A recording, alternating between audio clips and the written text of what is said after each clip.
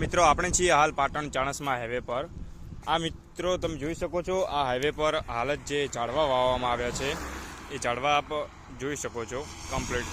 સરકાર કઈ રીતે ઝાડવા વાવે છે, કઈ રીતે વવરાવે છે કે ઝાડવા રસ્તા ઉપર યોગ્ય રીતે થતા નથી, પુનરાવર્તન નથી થતા, આગળ ડાળીઓ નથી ફૂટતી અને તે એટલે જ અટકી જાય છે, તેમનો વિકાસ અટકી જાય છે।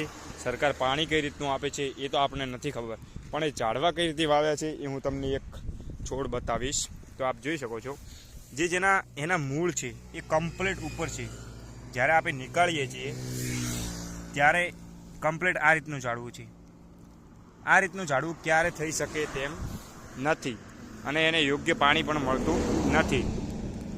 આ સરકાર સંભાળ કરે છે, ઝાડવા વાવે છે, ખર્ચ ગણાવે છે, પણ તેની સંભાળ યોગ્ય નથી કરતી। એના લીધે આપણને ખોટા કામનું નુકસાન થાય છે, આપણા ટેક્સમાંથી પૈસા કપાય છે અને સરકાર યોગ્ય તપાસ નથી કરતી। આપ જોઈ શકો છો આ રીતે ઝાડવા કરણના ઝાડવા આવેલા છે નેશનલ હાઈવે ઉપર, પાટણ ચાણસ્મા હાઈવે ઉપર।